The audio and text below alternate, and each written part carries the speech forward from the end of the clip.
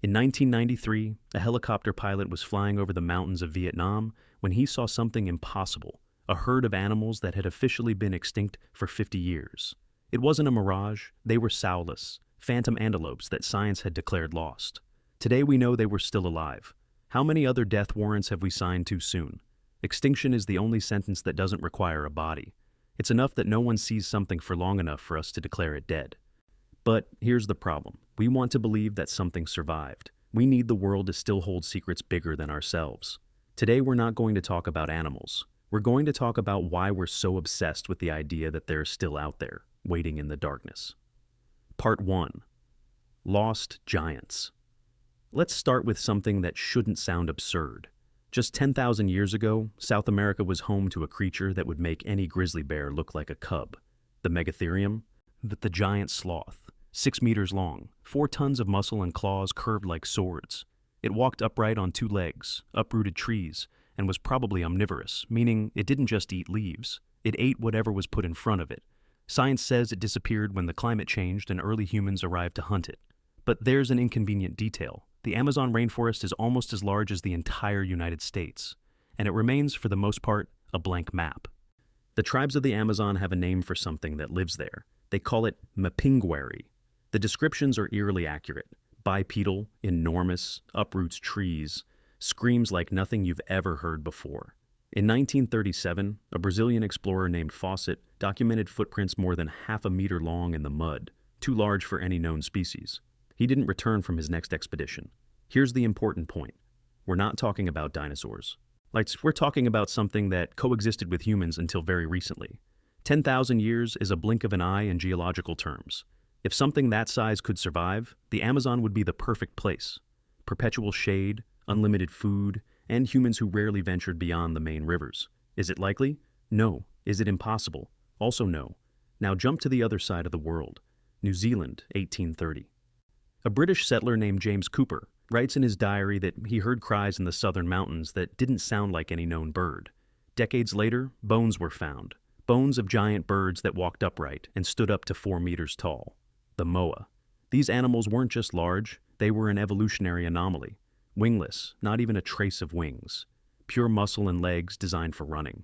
When the Maori arrived in New Zealand in the 14th century, they hunted them to the last one in less than 200 years. The extinction is documented. We know when it happened. We know how. But there's a problem.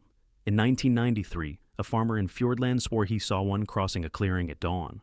In 2008, hikers reported 3-toed footprints, far too large for an emu, in areas where emus are not found.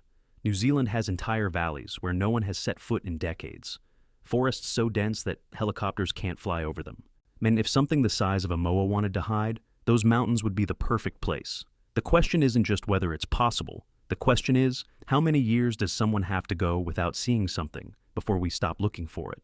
And then there are the mammoths. This is where time gets awkward. Most people think mammoths disappeared with the dinosaurs. Wrong. They disappeared 10,000 years ago, when the last ice age ended. But one population survived. On an island called Wrangel, off the coast of Siberia, a colony of dwarf mammoths lived until 2000 BC. That means that when the Egyptians were building the pyramids, there were still mammoths alive on the planet. Today we have their frozen bodies, intact skin, reddish hair, even liquid blood in some cases. Scientists have sequenced their entire genome and are working on hybrids with Asian elephants. Resurrection is not science fiction, it's a laboratory timeline. But here's the strange part. In the 1990s, Russian geologists in Siberia reported sightings of something big and furry in remote areas of the tundra. In 2012, a Yakut hunter photographed circular, plate-sized footprints in the permafrost. None of these were verified. They were all filed away as anecdotes. But if mammoths survived 4,000 years longer than expected on a tiny island, what would prevent them from surviving in the millions of square kilometers of Siberia that no one has explored? And if any of this makes you doubt the word extinct, it's not by chance. Because up until now, we've only talked about creatures that disappeared, or yesterday. If you want to continue, leave a like and subscribe. What's coming next shouldn't exist anymore. Part 2. Echoes of the Mesozoic. Now we enter dangerous territory. Territory where science says it's impossible, but the testimonies keep appearing. Let's talk about pterosaurs. First, let's clarify something. They weren't dinosaurs. They were flying reptiles that dominated the skies for 160 million years. The largest, like Quetzalcoatlus, had wingspans of over 10 meters. They weighed as much as a polar bear and could swallow an adult human whole. Their bodies were pure hollow bone and muscle, biological hunting machines. They became extinct 66 million years ago, when the asteroid wiped out the dinosaurs. But in Papua New Guinea, there's a problem. Local tribes have a word for something that flies at night. Has a bony crest, a long tail, and leathery wings. They call it ropin. It's not ancient folklore. These are modern sightings. In 2004, an American researcher named David Voitzel traveled to the region and interviewed dozens of witnesses. The descriptions were consistent. Too consistent to be made up. Some even reported a bioluminescent glow on the animal's tail. In Texas and Arizona, sightings of featherless flying creatures with leathery skin and elongated heads have been documented since the 1970s. In 1976, 2 teachers in Brownsville swore they saw a 5-meter wingspan animal briefly perch on a lamppost before vanishing into the darkness. No alcohol was involved, no drugs, just 2 frightened women who never spoke publicly about the incident until decades later.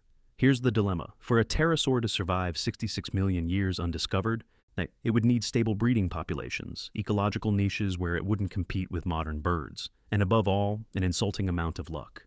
Biology says that's nearly impossible.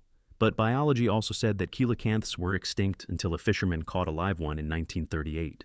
And then there's mokele-mbembe, the one who stops the flow of rivers. According to the pygmies of the Congo, he's a living sauropod. Long neck, massive body, herbivorous but territorial.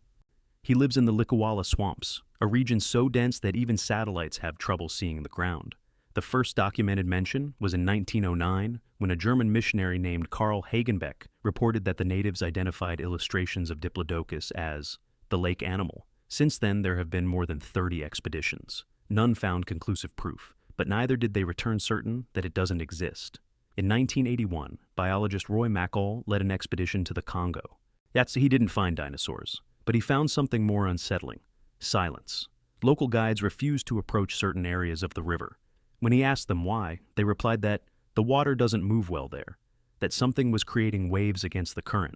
Here's the scientific truth. Most descriptions of the mokele-mbembe are probably of hippos seen from afar, giant monitor lizards, or simply myths amplified by colonial explorers who wanted to sell books. But the Congo remains one of the least explored places on the planet. If something the size of an elephant wanted to go unnoticed, this would be the place. The difference between these animals and those in the first part is stark. Megatherium and Moa disappeared yesterday in geological terms. Pterosaurs and sauropods disappeared before grass even existed. If they're still alive, we wouldn't just rewrite biology textbooks. We'd rewrite what we think we know about extinction itself. Up until now, any science could still debate. From now on, it can no longer. Subscribe and leave a like. The last part isn't about survivors. It's about predators. Part 3, Ghost Predators. Let's end with something dark, with creatures that might not only be alive, but might be hunting. Australia, 50,000 years ago. The continent teemed with megafauna, 3-meter-tall kangaroos, wombats the size of rhinos, and at the top of the food chain, megalania, the largest land lizard that ever existed.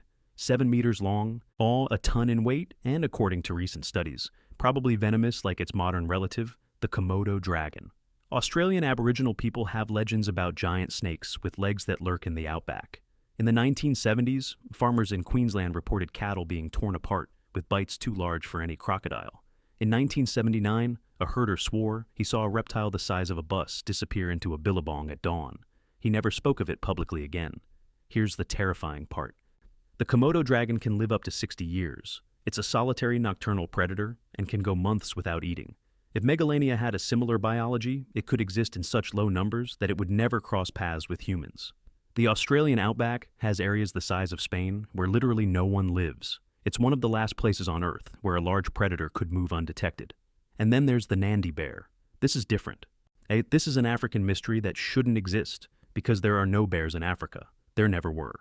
But since the early 20th century, British settlers in Kenya have reported attacks on livestock by something that wasn't a lion, a leopard, or a hyena. It was bigger, heavier. It walked with a strange sway and left plantigrade tracks like a bear. The Nandi tribes have had a name for it for centuries: carrot. They describe it as a nocturnal, muscular, dark-furred animal that emits deep growls before attacking.